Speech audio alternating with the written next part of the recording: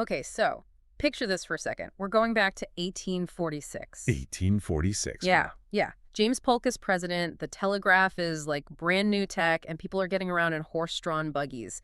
It is a completely different world. It sounds like the set of a period drama or something. Exactly. Now imagine a company that was founded then, in 1846. Fast forward to today, January 30, 2026. What would you expect that company to be like? I mean, kind of dusty, right? Slow. You'd think so. A relic, Yeah. something from the Industrial Revolution. But instead, this company is somehow driving the most viral trends on TikTok. They are absolutely crushing it on the shelves at Sephora. And their financials would make a tech startup jealous. It's just a massive contrast, isn't it? We're talking about a 180-year-old company that has somehow cracked the code on Gen Z marketing. So if you haven't guessed it, today we are doing a deep dive into Church & Dwight. We're unpacking their Q4 and Analyst Day 2026 report. And for anyone listening who's thinking Church and who, you know them. You definitely have their stuff in your house right now. Oh, almost certainly. The most famous one is Arm & Hammer. You know that orange box of baking soda that's in the back of everyone's fridge? That's them.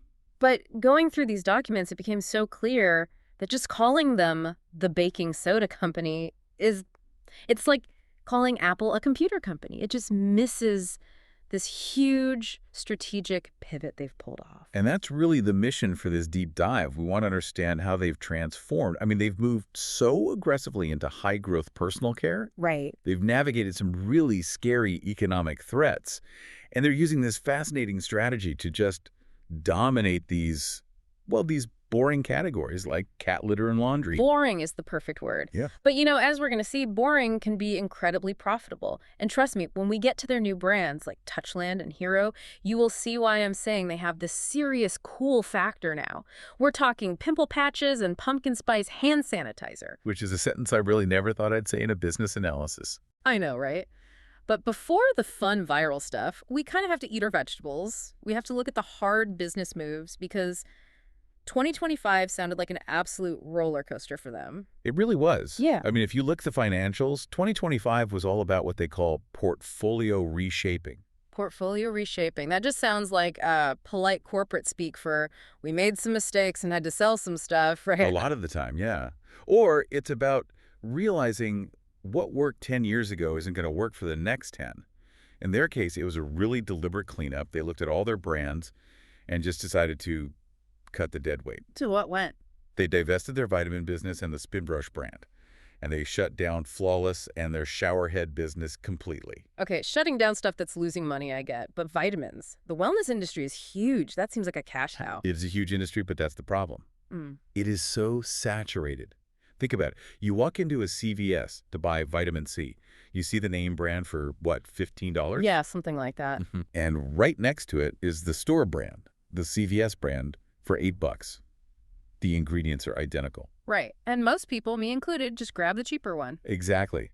So that vitamin business was just so exposed to private label competition. They were at a price war they couldn't really win. So by selling it, they cut their exposure to private label from about 12% of their whole portfolio all the way down to just 5%. Whoa, that's a huge shift in their risk. So they basically said, we're not going to fight in the mud for pennies. We want to sell brands where the name actually means something. Precisely. It's about discipline. But the even bigger story from 2025, and this is where they were just brilliant, is how they handled the tariffs. Oh, I saw this in the report. They used the phrase Liberation Day. It sounds like an action movie title. It does, but for their accountants, it probably felt like one. Going into 2025, they were staring down the barrel of almost $190 million in tariff exposure. Can we just pause on that number? $190 million. That is not a rounding error. That's a massive hit. It just wipes out your profits. Yep. Instantly.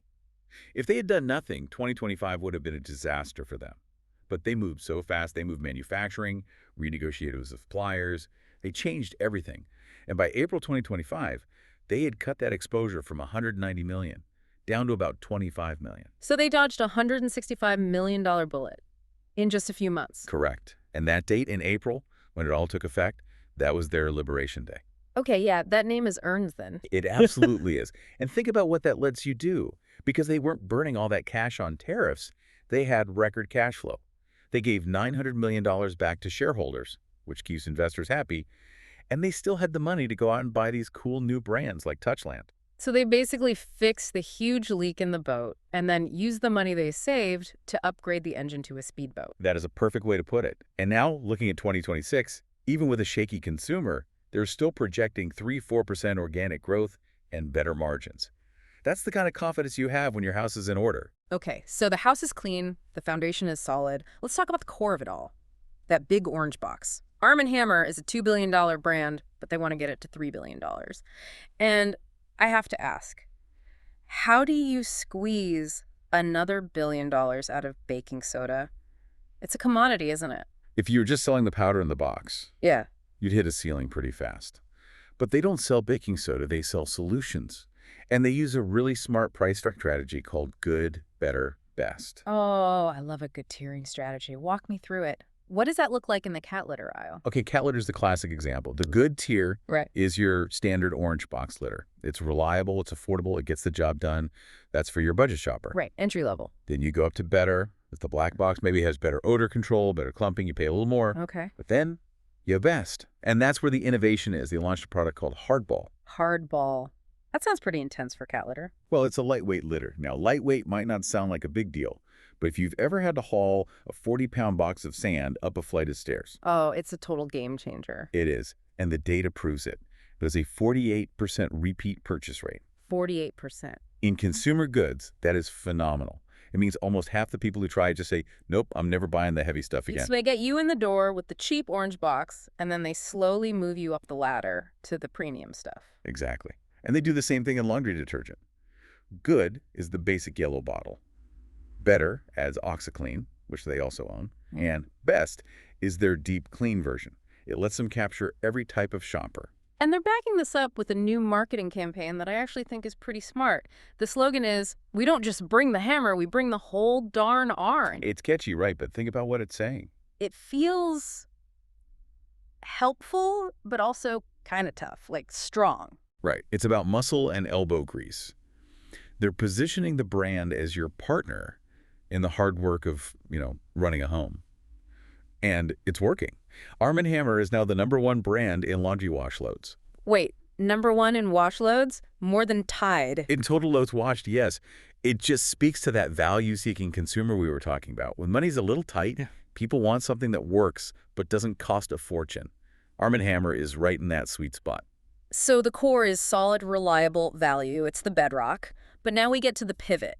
The growth engines, TheraBreath and Hero, these feel like they belong to a totally different company. They do bring a different energy. These are their power brands, driving all the high growth. Let's start with TheraBreath. The mouthwash. I see those bottles everywhere now. It's already #2 in the market, and they're aiming for #1. And the opportunity here is just massive. Household penetration for TheraBreath is only 12%. Only 12%. That feels really low. Well, compared to the whole mouthwash category, which is at 65%. That gap, that's millions of households that use mouthwash but haven't tried TheraBreath yet. But the big move for 2026 isn't just more mouthwash. They're jumping into the $4 billion toothpaste category. TheraBreath toothpaste. That makes perfect sense. If I trust the rinse, I'll trust the paste. It's a no-brainer. Their whole brand promise is fighting bad breath. So they're launching a toothpaste that claims to fight bad breath for 12 hours. And get this, 89% of their current users said they'd buy it. Wow. That's an instant customer base. They're just waiting for it. It's a textbook brand extension.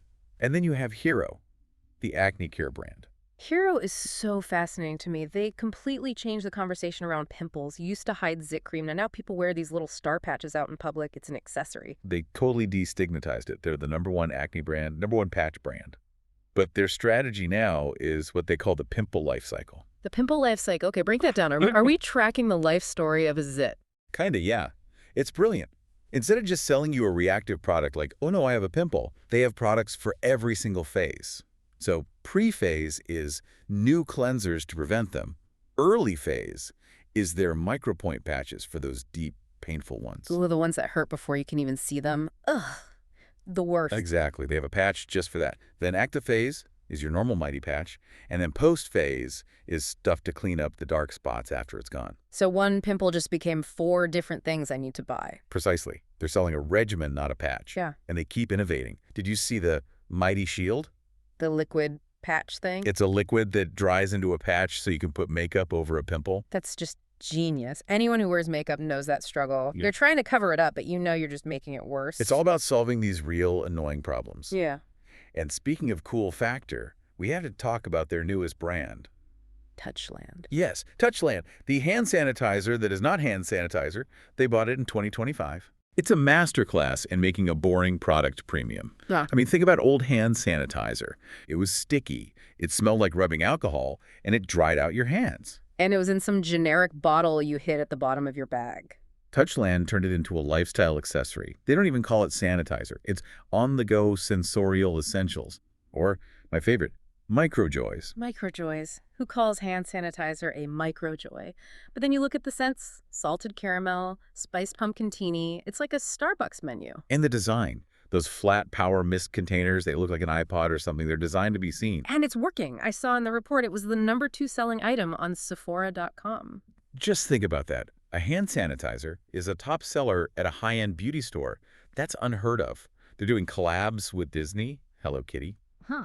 You can get a little holder to wear it on your Crocs. Okay, hand sanitizer on your Crocs is a level of brand integration I was not prepared for. But it shows they get their audience. And the social proof is just off the charts. When Celine Dion does a What's in My Bag video for Vogue and pulls out a Touchland, I mean, you can't buy that kind of credibility. But Celine Dion uses it. According to their presentation, yes. Yeah. And that lets them charge a premium for a product that costs, what, pennies to make. Yeah. That's the power of branding. It really is. It reminds me of the lipstick effect. You know, when the economy is tough, people still buy expensive lipstick because it's an affordable little luxury. Exactly. A $10 hand sanitizer is a splurge, but it's one you can afford. It fits the moment perfectly. Okay, let's do a quick innovation speed round because there are a couple other things that made me do a double take. Go for it. Trojan. You don't hear about condom innovation very often, but they're launching a new non-latex material. Yeah, and this is actually a big deal. The old non-latex options were not great. This new one is clear, odorless, and this is the key. It actually transfers body heat. That's a huge selling point. It fixes the #1 complaint about the product. It does. Then you've got Batiste, the dry shampoo. They had a rough 2025, lost some market share, but they're relaunching with sweat-activated fragrance technology. Sweat activated, so the harder you work out, the better your hair smells. That's the idea. But honestly, the biggest innovation isn't a single product. It's how they're selling all this stuff. Their digital transformation is just, wow. Yeah, the numbers are wild. E-commerce went from 2% of their sales to 24% in less than a decade. Which is a huge shift. But the real engine now is TikTok Shop. We mentioned this at the top. The report calls it see it, click it, buy it. It's all about frictionless commerce. You see a video about the pimple patch on TikTok, and you can buy it right there, instantly, without ever leaving the app. It closes the loop right away. And their engagement is through the roof. Double-digit engagement rates. The industry average is like 2%. So people are actually interacting with it, not just scrolling past. Probably because of brands like Hero and Touchland. They're just built for social media. Precisely. They use the cool brands to build a digital machine that helps sell everything, even the boring stuff. So let's step back. We've covered the cleanup, the cat litter, the pimple patches, the whole thing. When you boil this all down, what's the big takeaway? The takeaway is how strong their evergreen model is. Think about what they did. They saw the vitamin business was dragging them down, so they cut it loose. They took that money, plus the savings from the TheraFix, and just poured it into these high-growth, high-margin brands. It's like they're constantly renovating the house, tearing out the old carpet and putting in smart home tech. That's a great way to put it. They have this predictable engine set up for 2026. But we have to add the warning. Management was very clear the consumer is still weak. Confidence is at a 5-year low. Which brings us right back to that value-seeking behavior. Right. But the genius of this portfolio is that it works both ways. If you're worried about money, you're definitely going to buy Arm & Hammer laundry detergent because it's a good value. And you might still treat yourself to a Touchland sanitizer because it's a small joy that doesn't break the bank. So they're positioned to win whether the economy is good or bad. Exactly. They have hedged their bets perfectly. It is such a fascinating story. You know, we spend all this time talking about AI and tech stocks, and here's a company that is just winning by selling the absolute basics. Cleaning your clothes, brushing your teeth, fixing your skin. And doing it with 40% gross margins. Not bad for a company born in 1846. Not bad at all. So here's a thought to leave everyone with. We live in this world obsessed with the next big digital breakthrough. But looking at Church and Dwight, you have to ask yourself, in a world of high-tech chaos, is the ultimate safe haven investment just? The stuff that cleans up life's daily messes. It's a compelling argument. Sometimes the most boring businesses are the most beautiful. Boring is beautiful. I like that. Thanks for diving in with us today, everyone. Thank you. We'll see you on the next Deep Dive.